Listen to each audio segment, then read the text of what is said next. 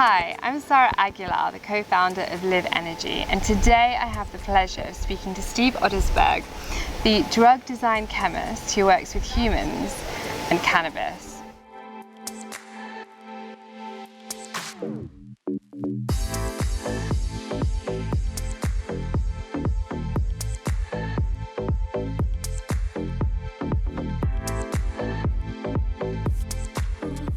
So thank you so much for your time today. Of course. I have so many questions about the endocannabinoid system. So please explain to me what the endocannabinoid system is. Okay, we're going to bring this down to the most simplified level that we can. So the endocannabinoid system is an inherent system that's in our central nervous system, in our immune system, and it modulates. When I say modulate, I mean it is like the fine-tuning. I like to say that the endocannabinoid system is like the anti-lock brakes for our central nervous system. So what it does is it slows down excitatory neurotransmission so that we're not over revving our brain. And it's fundamental for essential processes such as suckling in infants. There are mouse studies that have shown that when they remove the cannabis receptor gene from mice, the mice pups don't have a suckle reflex anymore. So we all know that cannabis can induce appetite, right? And the endocannabinoid system is involved in appetite, feeding behavior, GI motility. It's involved in our inflammatory response. It's involved in our immune response. So it's some of our most fundamental balance systems within the human body. So essentially we can't relax properly without it. That's part of it. Yeah, I mean, one of the things that is inherent to the endocannabinoid system is it's involved in a process known as fear extinction. Fear extinction. So fear extinction is our ability to forget traumatic events. And as a matter of fact, you know, we're here at a health conference and I speak a lot in the context of cancer. One of my author heroes in the cannabis industry is a neurologist by the name of Ethan Russo. And what Ethan Russo says about cannabis and its importance in cancer is that not necessarily any of the biochemical things that I talked about earlier, but simply the emotional coping that cannabis gives you when you are faced with stress. And would you get those benefits from just the CBD by itself without the THC? Yes, absolutely. So CBD is often referred to as non-psychoactive, and that's not correct. CBD is psychoactive, and the medical term used to describe the psychoactivity of CBD is anxiolytic. Anxiolytic means anti-anxiety. Oh, because that's exactly what it does, doesn't it? Yeah, so if you have ever tried CBD, you'll know that CBD doesn't make you dopey or high. It takes the edge off of your stress and it makes you feel less anxious. Yeah, because if I've got to focus on something, then I'll have coffee with CBD sometimes, because then you've got the extra energy, the boost from the coffee, and the toned down energy from the CBD, so you can focus really well. Yeah, and that's a really great analogy because caffeine stimulates adrenergic receptors, the receptors that the adrenaline binds to, and CBD modulates adrenergic neurotransmission. So they fit perfectly together. They work cohesively if you've got work to do. Yeah. And then you can use it to help you sleep as well. Absolutely. And relax. Yep. Yeah, I mean, our ability to fall asleep at night requires us to be able to slow down, you know, our excitatory neurotransmission, and that's part of the job of the endocannabinoid system, is to slow down the excitation of our brain. And are there natural ways, so without supplementation, of improving your endocannabinoid system? Yes. Sunlight improves endocannabinoid function, and exercise. Part of the runner's high, you know, endorphins are part of the runner's high, but the endocannabinoids that are released during exercise are also part of the runner's high. And actually, one of the endocannabinoids has the nickname anandamide. Anandamide. Yep. And ananda comes from the Sanskrit word for bliss. And so anandamide was called anandamide. Its chemical name is arachidonoglycerol. And it's called anandamide because they observed that in a scientific study setting that it induces bliss. That's why you feel so good. Yeah. Yeah. Enriching your endocannabinoid system. Absolutely. How do you know then if you have problems with your endocannabinoid system, if it's not functioning? How would that express? One expression is depression. Anxiety is another expression. Obesity can be an expression of imbalances in the endocannabinoid system. Are there tests that you can do?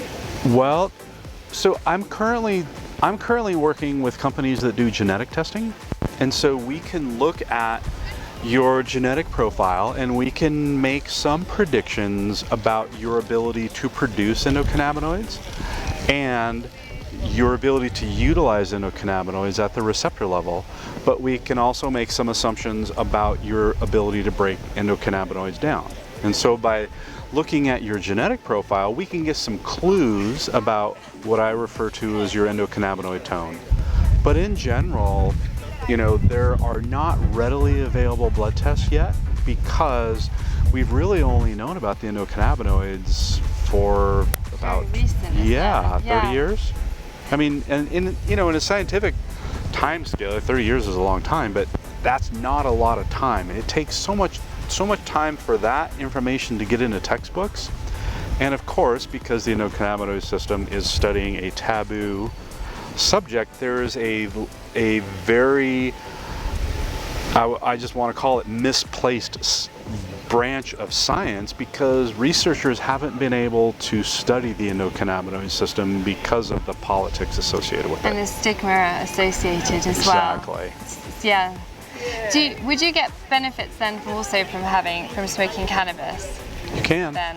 Not everybody does though. Yeah, well it depends what type, and obviously you can get very detailed on that in places like in certain states in America, but not so much in the UK. You don't know what you're getting, so it's a bit more dangerous in that respect. And when you ask that question, I would like to frame that in terms of what is your endocannabinoid tone. If you have low endocannabinoid tone, meaning that you don't produce enough endocannabinoids, cannabis can be very beneficial for you. But if you have high endocannabinoid tone, you may not benefit from THC as other people would. I would say that everybody would benefit from CBD.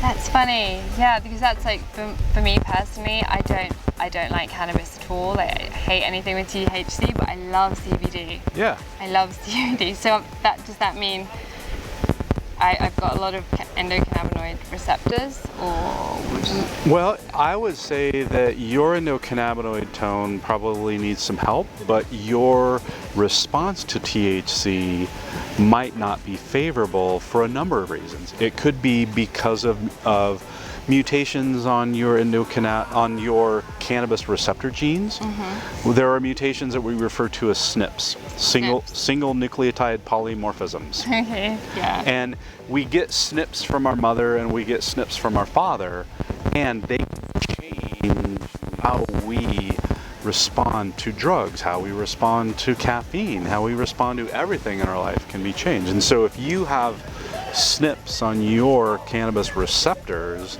you might not feel pleasurable effects from THC like I do. And would that also could you link that also to, and not an inability to relax, but sort of an inability to relax and de-stress? Is there a connection? Absolutely, yeah. Okay, that makes sense. One of the genes that's associated with cannabis response is called COMT. COMT stands for catecholamine O-methyltransferase. What COMT does is it metabolizes neurotransmitters. It metabolizes epinephrine, which is also known as adrenaline, and it also metabolizes dopamine. And if you have SNPs on the gene for COMT, you might have slow COMT function. So when you release adrenaline, it just sits in your neurotransmitters and stimulates and stimulates and stimulates. And that overstimulation can be bad. So people that have this predisposition to stress can be because of their genetics. And what sort of things, or simple things, could people do to improve that? Well, the most simple thing and the cheapest and easiest thing, maybe not easiest, yoga, meditation, and prayer.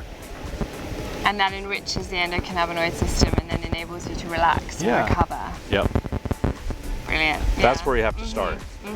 But there's also things, you know, like magnesium is a great way to de-stress. Magnesium is a kind of a general relaxant, but it's nutritive. I mean, just about every enzyme in the human body requires magnesium for normal function. And what else would help people relax? What other things that you could do? So one of the things that I like to talk about in terms of how we can modulate our endocannabinoid system is diet. And especially the omega-6 to omega-3 ratios.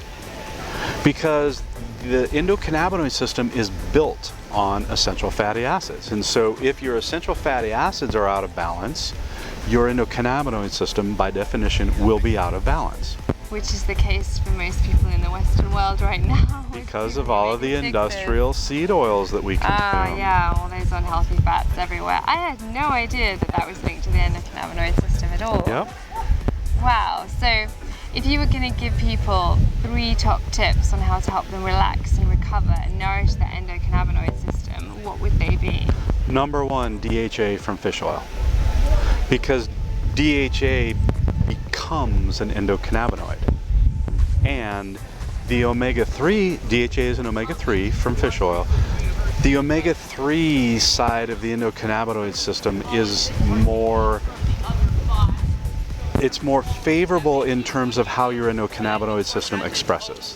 One of the things that I have seen a lot in literature is that obesity is associated with endocannabinoid expression, and I associate that with an omega-6 expression of the endocannabinoid system rather than omega-3 expression of the endocannabinoid system. So minimize or eliminate omega-6s from your diet. Include rich sources of DHA in your diet.